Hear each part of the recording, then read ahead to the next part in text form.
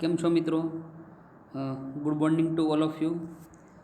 આજના આપણા સેશનની જો વાત કરવામાં આવે તો આજે આપણે આર્થિક પ્રવૃત્તિની અંદર જે પહેલો પ્રકાર ધંધો ચાલુ કરેલા એના હેતુઓની ચર્ચા કરીશું. એ પહેલાં આપણે પાછળના લેક્ચરનું થોડું રિવિઝન કરી લઈએ. તો સૌથી પહેલાં વાત કરવામાં આવે તો આર્થિક પ્રવૃત્તિના પ્રકાર, એમાં ધંધો, વ્યવસાય અને રોજગાર. જેમાં આગળ આપણે ધંધો એટલે શું, તો એનો જે વ્યાખ્યા હતી કે કયા અંગ્રેજી શબ્દ તો બીજી ઉપરથી એટલે કે વ્યસ્ત રહેવું, નફો અને સંપત્તિ મેળવવાના હેતુથી ધંધો કરવામાં આવે. આપણે જોયું હતું કે ઘણીવાર ધંધામાં ખોટ જાય તો પણ એ આર્થિક પ્રવૃત્તિ કહેવાય. એના પછી એની લાક્ષણિકતા જોઈતી કે લાક્ષણિકતાની અંદર આપણો ધંધો કરીએ તો એનો હેતુ શું હોય, આપણને ખબર છે કે વધુમાં વધુ નફો કમાવો. એના પછી આગળ જો કરવામાં આવે કે વસ્તુ અને સેવાનો વિનિમય, તો તમે કોઈ પણ ધંધો કરો તો ત્યાં તમારે વસ્તુ અને સેવાનો વિનિમય કરવો પડે. એના પછી વાત કરવામાં આવે તો જોખમ અને અનિશ્ચિતતા. તો આપણને ખબર છે કે આપણે બે પ્રકારના અલગ અલગ જોખમો જોયા હતા, માનવ સર્જિત અને કુદરતી જોખમો. તો ધંધાની અંદર આવા અનેક પ્રકારના જોખમો હોય, જેની અંદર આગ, અકસ્માત, કર્મચારીની હડતાલ હોય, હુલ્લડ, લૂંટફાટ કે ચોરી. આ સિવાય કુદરતીમાં સુનામી, ધરતીકંપ અને વાવાઝોડું. તો જેના કારણે કોઈ પણ જોખમ આવે તો એના કારણે આપણા નફા ઉપર અસર થાય અને આપણો નફો શું થાય, ઓછું થાય છે. તો આપણે આપણો જે હેતુ હોય ધંધાની અંદર નફો કમાવાનો, છતાં આપણે અહીંયા નુકસાન પણ સહન કરવું પડે. એના પછી આગળ જોયું કે દૃષ્ટિગુણનું સર્જન. તો અલગ અલગ ત્રણ રીતે થાય: સ્વરૂપ, સ્થળ અને સમય. તમને ઉદાહરણ સાથે મેં સમજાવેલું હતું. એના પછી આગળ પ્રવૃત્તિનું સાતત્ય, એટલે કે ધંધાની અંદર વ્યવહારો જે હોય એ નિયમિત અને સતત થતા રહે, અને ધંધો એ સતત રીતે ચાલતી આર્થિક પ્રવૃત્તિ છે. અને છેલ્લે જોયું હતું નાણાંની જરૂરિયાત અને આર્થિક પ્રવૃત્તિ. અને આજના સેશનની જો મિત્રો વાત કરવામાં આવે તો આજે આપણે ધંધાના હેતુઓ જેનો અભ્યાસ કરીશું. તો ધંધાના હેતુઓની જો મિત્રો વાત કરવામાં આવે તો ધંધાનો પ્રાથમિક હેતુ આપણને ખબર છે કે શું હોય. પ્રાથમિક હેતુ નફો કમાવવાનો હોય. કે કોઈ પણ ધંધો, કોઈ પણ ધંધાકીય એકમની સ્થાપના થાય તો એ ધંધાકીય એકમનો પ્રાથમિક હેતુ નફો કમાવવાનો હોય. હવે આપણને ખબર છે કે આપણો પ્રાથમિક જે હેતુ નફો કમાવાનો છે, છતાં જે ગ્રાહકોની અંદર અથવા તો ગ્રાહકોમાં આવેલ જાગૃતિ, રાજ્યના નિયંત્રણો અને બદલાતી પરિસ્થિતિને કારણે ધંધાના એક કરતાં વધુ હેતુઓ સ્વીકાર્ય છે. એટલે કે અલગ અલગ જ્યાં ગ્રાહકોમાં જાગૃતિ આવી, રાજ્યના નિયંત્રણો હોય. તો મિત્રો અહીંયા લખ્યું કે રાજ્યના નિયંત્રણો. તો રાજ્ય એટલે શું? તો રાજ્ય એટલે તમારે એક જ વસ્તુ યાદ રાખવાનું, સિમ્પલ અને શોર્ટ, કે સરકાર. તો મોટે ભાગે રાજ્ય શબ્દનો ઉપયોગ ઇકોનોમિક્સની અંદર વધારે વાર કરવામાં આવશે. તમે જોતા હશો કે 11મું ધોરણ હોય કે 12મું ધોરણ, તો અહીંયા આપણે રાજ્ય શબ્દ, ઇકોનોમિક્સ હોય કે બીએ હોય, બીએમાં તો વધારે વાર તમારે રાજ્ય શબ્દનો ઉપયોગ આવશે નહીં, પરંતુ ઇકોની અંદર ચેપ્ટરે આ શબ્દ 2 થી 3, 4 વાર પૂછશે અથવા તો લખેલા હશે. તો તમારે યાદ રાખવાનું કે રાજ્ય એટલે કે સરકાર. તો સરકારના નિયંત્રણો હોય, તમે ત્યાં રાજ્યની બાજુમાં લખી શકો કૌંસ કરીને કે સરકાર. તો મિત્રો સરકારના નિયંત્રણો હોય અને પરિસ્થિતિમાં કઈ બદલાવ આવે જેના કારણે ધંધાની અંદર એક કરતાં વધુ હેતુઓ સ્વીકાર્ય છે. ધંધાના હેતુઓને બે વિભાગમાં વહેંચી શકાય: ધાર્મિક અને સામાજિક. આ ખાસ યાદ રાખીશું મિત્રો. એક વાક્યની અંદર પૂછી શકે કે ધંધાના હેતુઓને કેટલા વિભાગમાં વહેંચવામાં આવેલા, તો એક ધાર્મિક અને બીજું એટલે કે બી સામાજિક, એમ બે વિભાગમાં વહેંચવામાં આવેલા. તો આગળ આપણે જોઈશું કે કયા કયા ધાર્મિક, અહીંયા સોરી મિસ્ટેક એક થઈ જાય ફ્રેન્ડ, આપણે કે ધાર્મિક નહીં આવે, આર્થિક આવશે. તો તમે આ એક જે ટાઈપિંગ મિસ્ટેક થઈ છે, ધાર્મિકની જગ્યાએ આર્થિક કરી દેજો. ફરીવાર હું તમને કહું છું કે ધાર્મિક શબ્દ ખોટો ટાઈપિંગ થઈ ગયેલો છે, તો એની જગ્યાએ તમે બધાય આર્થિક હેતુ આવું લખી નાખજો. અથવા તો તમારી બુક્સમાં તો આર્થિક હેતુ જ આપેલો છે, તો ત્યાં કોઈ પ્રોબ્લેમ નથી. પણ આપણે ખાલી આ લેક્ચર પૂરતી પીપીટીની અંદર આપણે ધાર્મિક હેતુ લખી નાખ્યું ભૂલથી, જેને તમે સુધારી અને આર્થિક હેતુ કરી નાખજો. તો આગળ જો વાત કરવામાં આવે કે આર્થિક હેતુઓ, જો આપણે અહીંયા આર્થિક હેતુઓ જ લખ્યું છે, ખાલી એક મિસ્ટેક અહીંયા થઈ છે, ધાર્મિક લખાઈ ગયું છે, જેને સુધારી નાખજો. આગળ મિત્રો આપણો પહેલું હેતુ આર્થિક હેતુ. તો આર્થિક એટલે આપણને ખબર છે કે આપણે આર્થિક પ્રવૃત્તિઓ પણ જોઈતી. તો આર્થિક પ્રવૃત્તિ અથવા તો આર્થિક શબ્દ આવે એની અંદર શેનો સમાવેશ થાય? નાણાંનો અથવા તો નાણાકીય જે પણ સંસાધન હોય, નાણાં શબ્દ આવક અથવા તો રૂપિયાની વાત હોય આર્થિક હેતુની અંદર. તો જેની અંદર સૌથી પહેલો હેતુ આર્થિક હેતુમાં સૌથી પહેલો નફાનો હેતુ. તો ધંધો એ આર્થિક પ્રવૃત્તિ હોવાથી ધંધામાં રોકાયેલી મૂડી એટલે કે એના ઉપર વ્યાજબી વળતર મેળવી રહેવું જોઈએ, અને આ વળતર એટલે નફો. તો આપણને ખબર છે કે આપણે ધોરણ 11માની અંદર ઇકોનોમિક્સની અંદર ચેપ્ટર નંબર 2 એમાં અલગ અલગ આપણને ખબર છે કે ઉત્પાદનના સાધનોમાં એક મૂડી હતું, અને મૂડીને જે આવક મળતી હતી એ હતું વ્યાજ. તો મિત્રો અહીંયા આપણને ખબર છે કે જે વળતર મળે વ્યાજ તરીકે એને શું કહી શકાય? આપણે નફો પણ કહી શકીએ. ધંધાના માત્ર અસ્તિત્વ માટે જ નહીં, પરંતુ ધંધાના વિકાસ માટે પણ નફો કમાવવો અનિવાર્ય છે. એટલે કે આપણને ખબર છે કે જો આપણા ધંધાકીય એકમમાં નફો થાય તો આપણું અસ્તિત્વ તો રહે ધંધાનું, સાથે સાથે આપણે નફો કરીએ તો આપણા ધંધાનો વિકાસ. એટલે કે આજે આપણો ધંધો સમજો કે નાના પાયા ઉપર હોય, તો ધંધાનો વિકાસ થાય તો આવતીકાલે આ ધંધો મોટા પાયા ઉપર પણ શક્ય બને. એના માટે નફો જરૂરી. જો નફો કમાવ તો આજે તમારો નાનો કોઈ પણ ધંધો હોય એને તમે આવતીકાલે મોટા ધંધામાં રૂપાંતર કરી શકો. નફો એ ધંધાનું પ્રેરક બળ, કાર્યક્ષમતાની પારાશીશી અને જીવન રક્ત છે. એટલે કે ધંધાને જો કોઈ બળ પૂરું પાડતું હોય, પ્રેરક બળ, તો એ નફો છે. કાર્યક્ષમતા એટલે કે કાર્યક્ષમતા પણ ત્યારે જ સારી કહેવાય કે જ્યારે નફો સારો હોય. અને બીજું એક કે નફો એ ધંધાનું જીવન રક્ત છે. તો આપણને ખબર છે કે જેવી રીતે આપણા જીવનની અંદર રક્તનું જેટલું મૂલ્ય અથવા તો એની વેલ્યુ જેટલી હોય એટલી જ વેલ્યુ નફાની ધંધાની અંદર હોય. કે આપણને ખબર છે કે આપણા જીવનની અંદર રક્ત એટલે કે જો લોહી આપણા જીવનમાં આપણી બોડીની અંદર લોહી ના હોય તો આપણે જીવી શકતા નથી. એવી રીતે ધંધાની અંદર જો નફો ના થાય તો એ ધંધો ચાલી શકતો નથી. માટે નફો એ ધંધાનું પ્રેરક બળ, કાર્યક્ષમતાની પારાશીશી અને જીવન રક્ત છે. આજે મહત્તમ નફાના સ્થાને વ્યાજબી નફાનો ખ્યાલ સ્વીકારવામાં આવ્યો છે. એટલે કે આપણને ખબર છે કે આજના સમયની અંદર મહત્તમ નફાના સ્થાને આપણે કેવો નફો કમાઈએ? વ્યાજબી એટલે કે ઓછો નફો. મહત્તમમાં આપણે કેવો નફો કમાતા હતા? તો વધારે નફો. તો આજના સમયમાં શું છે કે આપણે મહત્તમ નફામાં બહુ ધ્યાન નથી આપતા, પણ વ્યાજબી નફો કમાઈએ છીએ. કારણ કે વ્યાજબી નફો કમાવવાને કારણે ધંધાકીય એકમ સમાજમાં સ્વીકૃતિ મેળવવા સાથે હરીફાઈમાં ટકી શકે છે. તો અહીંયા છેલ્લે થોડુંક કટ થઈ ગયું પીડીએફમાં, ટકી શકે છે એવું લખેલું છે. તમારી બુક્સમાં તમે પેજ નંબર 3 ઉપર જોઈ શકો છો. તો આપણને ખબર છે કે વ્યાજબી નફો જો હોય આપણે રાખતા હોય તો ધંધાકીય એકમ આપણું સમાજમાં સ્વીકૃતિ મેળવવા સાથે હરીફાઈમાં ટકી શકે. આપણને ખબર છે કે જો આપણે વધુ નફો લઈશું તો મિત્રો શું થાય? જે વસ્તુ આપણે વેચી છે એની કિંમત પણ કેવી હોય? વધારે હોય. જો કિંમત વધારે હોય તો આપણે સમાજમાં આપણી વસ્તુ માર્કેટ અથવા તો બજાર અથવા તો સમાજની અંદર વેચાતી નથી. એની સામે જો આપણે વ્યાજબી નફો લઈ અને કોઈ પણ ધંધો કરીએ તો આપણને ખબર છે કે આની અંદર જે વસ્તુની કિંમત હોય એ કેવી રહી? ઓછી રહી.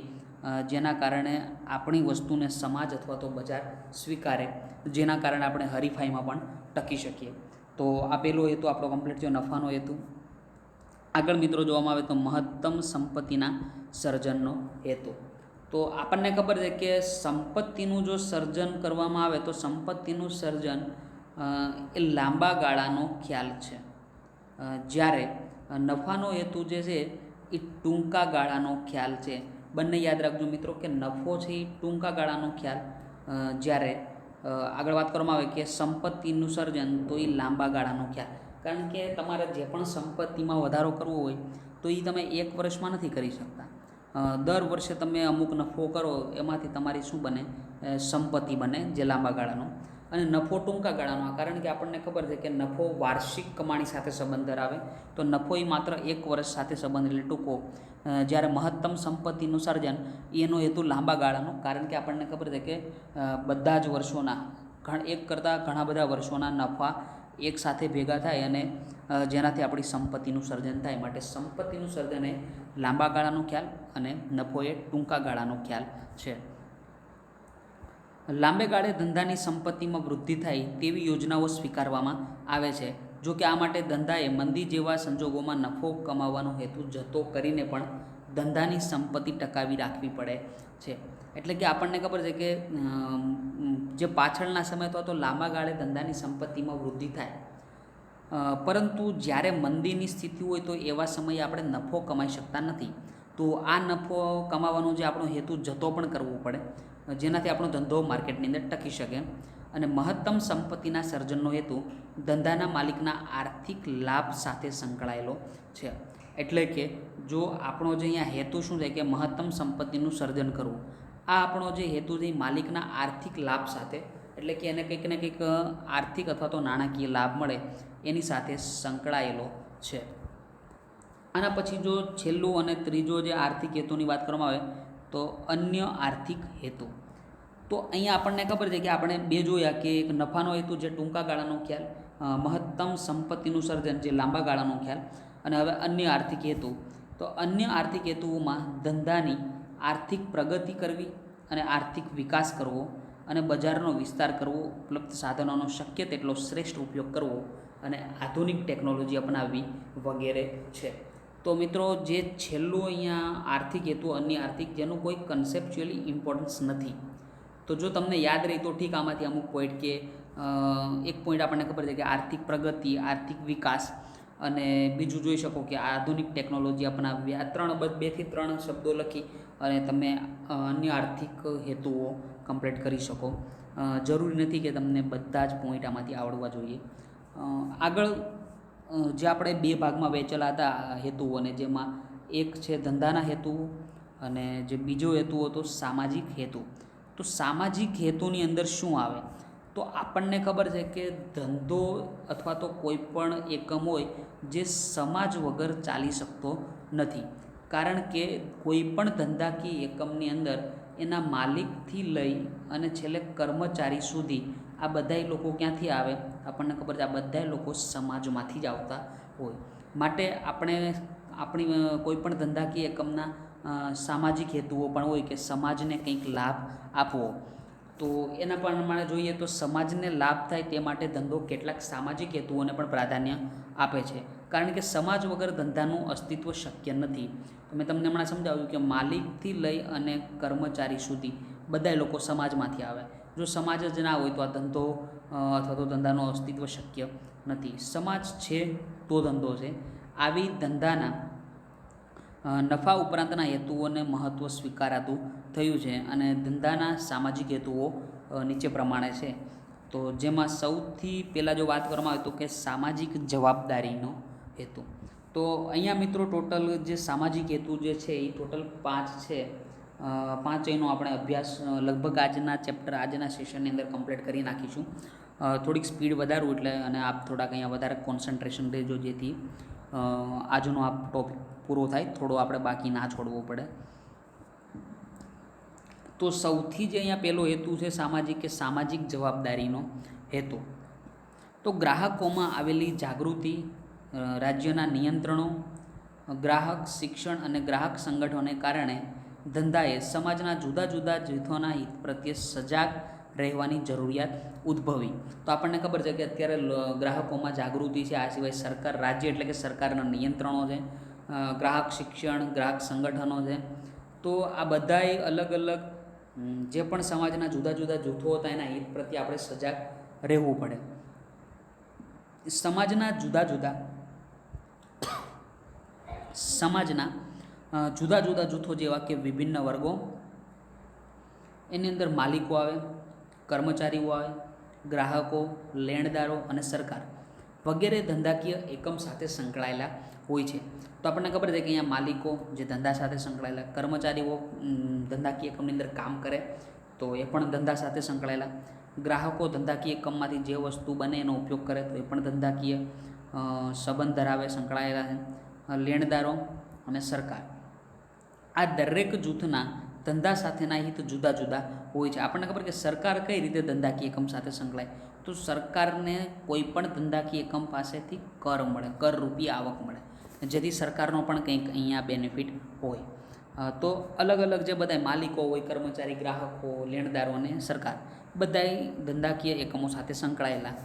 અને આ જૂથ, આ દરેક જૂથના ધંધા સાથેના હિત જુદા જુદા હોય. આ જુદા જુદા જૂથોના હિતનો ખ્યાલ ધંધાકીય એકમે રાખવો પડે. એટલે આપણને ખબર છે કે જેટલા પણ અહીંયા માલિકોથી લઈ અને સરકાર સુધી આ બધાય જૂથોના હિતનો ખ્યાલ ધંધાકીય એકમે રાખવો પડે. પર્યાવરણની જાળવણી, કર્મચારી કલ્યાણ વધારો, કારખાનાનો ધારો અને ગ્રાહક સુરક્ષા ધારો વગેરેનું ધંધાએ પાલન પણ કરવું પડે. તો મિત્રો આપણને ખબર છે કે કોઈ પણ ધંધો આપણે કરતા હોઈએ તો એની અંદર અલગ અલગ કાયદાઓ લાગુ પડતા હોય. જેમાં એક છે પર્યાવરણનો કાયદો, તો દરેક ધંધાએ પર્યાવરણ પણ જાળવવું જોઈએ કે પ્રદૂષણ વધે નહીં. કર્મચારી કલ્યાણ વધારો, કે કર્મચારીનો પણ ખ્યાલ આપવો પડે. કારખાનાનો ધારો, તો કારખાનાની અંદર બધી વસ્તુ અલગ અલગ હોય, એના કાયદા હોય કે કઈ રીતે વસ્તુ, જેમ કે પાણીની સગવડ હોય અથવા તો કોઈ બીજા રૂમની સગવડ પણ આપવી એની અંદર કામ કરતા કર્મચારીઓને, તો આ બધી સગવડો આપવી પડે. અને ગ્રાહક સુરક્ષા એટલે કે ગ્રાહકોની સુરક્ષા માટેનો ધારો. આ બધાય અલગ અલગ કાયદાનું પાલન પણ ધંધાએ કરવું પડે, જેથી આપણે કહી શકાય કે સામાજિક જવાબદારી થઈ ગઈ આ. એના પછી જો બીજો હેતુ વાત કરવામાં આવે તો રોજગારીની તકો પૂરી પાડવાનો હેતુ. તો આપણને ખબર છે કે બેરોજગારી જ્યારે વધતી જાય એટલે કે લોકોને કામ ના મળે, તો રોજગારીની નવી તકો ઊભી થાય એવા હેતુથી ઘણા ખરા ધંધાકીય એકમોની સ્થાપના કરવામાં આવે. આપણને કોઈ દાખલા તરીકે અહીંયા લખ્યું કે ખાદી અને ગ્રામોદ્યોગ પંચ દ્વારા રોજગારીની તકો વધે તેવા ઉદ્યોગોની પસંદગી કરવામાં આવે છે અને બેરોજગારોને રોજગારીની તક મળે તે હેતુથી પછાત વિસ્તારોમાં ધંધાકીય એકમની સ્થાપનાને પસંદગી આપવામાં આવે. તો આપણને ખબર છે કે જ્યારે પછાત વિસ્તારોની અંદર કોઈ ધંધાકીય એકમ જતું નથી, જ્યારે વિકસિત વિસ્તારો હોય તો ત્યાં ધંધાકીય એકમો હોય. હું તમને એક ઉદાહરણ આપું કે અમદાવાદની જો વાત કરવામાં આવે તો અમદાવાદની અંદર ઘણા ખરા ધંધાકીય એકમો ત્યાં છે. જ્યારે બીજું એક નામ કહેવામાં આવે કે અમરેલી, તો અમરેલી આપણને ખબર છે કે સૌરાષ્ટ્રમાં આવેલું એક રાજ્ય. તો આજે અમરેલીની અંદર પણ આપણને ખબર છે કે છેલ્લે દરિયા કિનારે પીપાવાવ ફોર્ટ હોય તો ત્યાં ઘણા ખરા ધંધાઓ આવેલા. તેમ છતાં ઘણા એવા પણ ગામ અથવા તો શહેરો છે કે ત્યાં ધંધા ના હોય. તો સરકાર શું કરે છે કે પછાત વિસ્તારોમાં આ ધંધાકીય એકમની સ્થાપના કરશે, જેથી અહીંયા રોજગારીનું શું થાય, સર્જન થાય. હવે કોઈ પણ નવો ધંધો આવે તો સરકાર પહેલો પ્રયત્ન શું કરે, અથવા તો કોઈ પણ ધંધાકીય એકમ, કે એ ધંધાકીય એકમ અમદાવાદ નહીં પણ ક્યાં સ્થપાય, અમરેલી, તેનાથી અહીંયા રોજગારીનું સર્જન થાય. કારણ કે અમદાવાદ તો ઓલરેડી આપણને ખબર છે કે વિકસિત શહેર જ છે. આગળ જો મિત્રો વાત કરવામાં આવે તો ત્રીજો જે હેતુ છે કે ગુણવત્તાવાળી વસ્તુઓ અને સેવાઓ પૂરી પાડવાનો હેતુ. તો આપણને ખબર કોઈ પણ ધંધાકીય એકમ હોય એ વસ્તુ અને સેવાનું વેચાણ કરતા હોય, તો આ જે પણ વસ્તુ અને સેવા છે એ ગુણવત્તાવાળી હોવી જોઈએ, કે જેથી જે પણ સમાજના લોકો અથવા તો ગ્રાહકો એનો ઉપયોગ કરે તો એની જરૂરિયાતો પૂરી કરી શકે, જરૂરિયાતો સંતોષી શકે. સમાજના લોકો તેમની જરૂરિયાતો સંતોષી શકે અને સરળ રીતે ઉપલબ્ધ થાય તે રીતે ગુણવત્તાયુક્ત વસ્તુઓ અને સેવાઓ પૂરી પાડવાનો હેતુ હોય છે. એટલે કે જેટલા પણ સમાજના લોકો હોય એ બધાને આપણે ગુણવત્તાવાળી સારી વસ્તુઓ આપવી જોઈએ, જેનાથી લોકો પોતાની જરૂરિયાતો સંતોષી શકે. રસોઈમાં ઉપયોગી મસાલા, ઠંડા પીણા અને ખાદ્ય પદાર્થોનું ઉત્પાદન કરતા એકમોએ ઉચ્ચતમ ગુણવત્તાના ધોરણોનું પાલન કરવું જોઈએ. એટલે કે જે પણ રસોઈની અંદર મસાલા વપરાય અથવા તો ઠંડા પીણા, જે પણ ખાદ્ય પદાર્થો ઉત્પાદન કરતા એકમો હોય એને ત્યાં સારા ગુણવત્તાના ધોરણોનું પાલન કરવું જોઈએ. કારણ કે આપણને ખબર છે કે જે ખાદ્ય વસ્તુની અંદર જો ગુણવત્તા ના હોય તો બીમારીનો ભય પણ રહે, લોકોના જે સ્વાસ્થ્ય હોય એની પણ ચિંતા રહે. તો એ લોકોને સારી એવી ગુણવત્તાવાળી વસ્તુ આપવી જોઈએ. સામાજિક હેતુ ધરાવતા ધંધાકીય એકમો વ્યાજબી ભાવે વસ્તુઓ અને સેવા પૂરી પાડવા પ્રતિબદ્ધ હોય છે. એટલે કે અહીંયા શું થાય કે વ્યાજબી એટલે કે ઓછા ભાવે વસ્તુઓ અને સેવા પૂરી પાડવી. બીજી વસ્તુ એવી પણ હોય કે વેચાણ પછી પણ સેવાઓ આપવી, જેમ કે વસ્તુના વેચાણ પછી ગ્રાહકના ઘર સુધી વસ્તુ પહોંચતી કરવી અને વસ્તુની ગોઠવણી કરવી. તો આપણને ખબર, ઉદાહરણ તરીકે લઈએ તો એસી, તો એસીનું ફિટિંગ આપણે જાતે કરી શકતા નથી, એના માટે કંપનીના માણસોને મોકલે. તો આ થઈ વસ્તુની ગોઠવણી, કે વસ્તુને વેચ્યા પછી પણ કંપનીની જવાબદારી હોય કે એનું ફિટિંગ એટલે કે એની ગોઠવણી કરવી. તો આ જે આપણો ત્રીજો હેતુ હતો, સામાજિક કે ગુણવત્તાવાળી વસ્તુઓ અને સેવાઓ પૂરી પાડવી સમાજને. એના પછી આગળનો જે હેતુની વાત કરવામાં આવે તો વ્યાજબી વેપારી રીત રસમો અનુસરવાનો હેતુ. તો તો મિત્રો જ્યારે પણ આપણને ખબર છે કે બજારની અંદર કાળાબજારી થતી હોય, વસ્તુનો સંગ્રહ થતો હોય, ગેરમાર્ગે દોરતી જાહેરાતો, આ બધી ધંધાઓ માટે અયોગ્ય રીત રસમો છે. આપણને ખબર કાળા બજાર એટલે શું થાય, તો વધુ કિંમત લઈ અને વસ્તુને વેચવી, માલનો અથવા તો વસ્તુનો સંગ્રહ કરવો. એટલે કે આપણને ખબર છે કે વસ્તુ માર્કેટની અંદર છે પણ આપણે એ વસ્તુનો શું કરીએ, સંગ્રહ.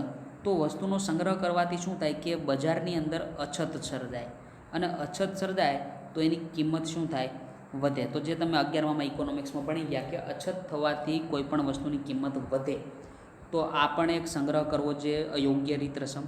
અને ગેરમાર્ગે દોરતી જાહેરાતો, તો આ બધું અયોગ્ય છે. જે વેપારીઓ અથવા તો કોઈ પણ ધંધાકીય એકમો હોય તો એ લોકોએ વ્યાજબી વેપારી રીત રસમો અનુસરવી જોઈએ, જેથી સમાજનો પણ કંઈક ફાયદો થાય.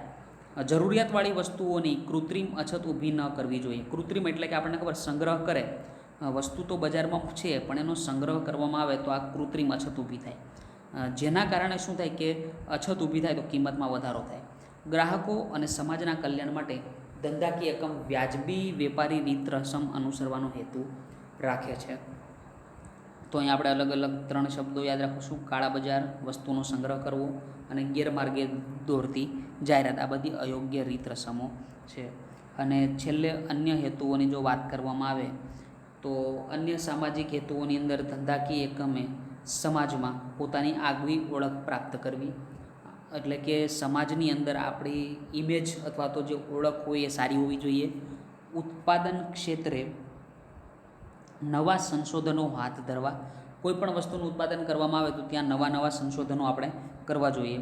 એના પછી ત્રીજો અન્ય હેતુમાં જોવામાં આવે તો રાષ્ટ્રના આર્થિક વિકાસમાં મદદરૂપ થવું અને તે માટે સરકારને સહકાર આપવો. તો આપણે આખા દેશનો વિકાસ થાય એના માટે સરકારને સહકાર આપવો જોઈએ. અને છેલ્લે જોઈએ તો કર્મચારીઓને વિવિધ રીતે ઉત્તેજનો પૂરા પાડવા અને તેમના માટે કલ્યાણકારી યોજનાઓ અમલમાં મૂકવી. તો અહીંયા જે છેલ્લે લખ્યું કે કર્મચારીઓ ને વિવિધ રીતે ઉત્તેજનો આપવા જોઈએ. ઉત્તેજનો એટલે કે એ લોકોને પ્રોત્સાહન આપવું જોઈએ, જેનાથી કર્મચારીઓ કામ કરવા માટે કટિબદ્ધ થાય. તો આજના સેશનની આપણે વાત કરવામાં આવે તો સૌથી પહેલાં જોયું હતું હેતુઓ 2 ભાગમાં. પેલું આર્થિક હેતુ અને બીજું સામાજિક હેતુ. ફરીવાર અહીંયા એકવાર તમને યાદ કરાવું, ધાર્મિક નથી, એની જગ્યાએ આર્થિક હેતુ આવશે. આગળ જો જોવામાં આવે તો આર્થિક હેતુની અંદર 3 નફાનો હેતુ હોય, બીજું મહત્તમ સંપત્તિના સર્જનનો, અને અન્ય જે આર્થિક હેતુની વાત કરવામાં આવે તો આપણને ખબર, ત્યાં જોયું તો આપણે કે આર્થિક પ્રગતિ અને વિકાસ કરવો, બજારનો વિસ્તાર થાય, ઉપલબ્ધ સાધનો, આધુનિક ટેકનોલોજી અપનાવવી. સામાજિક હેતુ એટલે કે આપણને ખબર છે કે કોઈ પણ ધંધો ચાલે તો એ સમાજ વગર ચાલી શકતો નથી. સમાજ છે તો ધંધો છે, જેની અંદર પેલું સામાજિક જવાબદારીઓ. બીજો હેતુ હતો રોજગારીની તકો પૂરી પાડવી, ગુણવત્તાવાળી વસ્તુઓ અને સેવાઓ પૂરી પાડવાનો હેતુ, વ્યાજબી વેપારી રીત રસમો અનુસરવાનો હેતુ, અને અન્ય હેતુઓ. તો આજનો જે આપણો સેશન છે મિત્રો પૂરો થાય છે. અને આજના સેશનની અંદર આપણે જોયું કે ધંધાના હેતુઓ, આર્થિક અને સામાજિક હેતુઓ એટલે કે બિન આર્થિક હેતુઓ. તો આજનો જે સેશન ચાલ્યું એને તમે પહેલાં વિડીયોમાં જોઈ અને પછી તમારી રીતે બુક્સમાંથી વાંચજો. યાદ રહી જશે, સિમ્પલ જ છે, કંઈ બહુ સમજવા જેવું છે નહીં.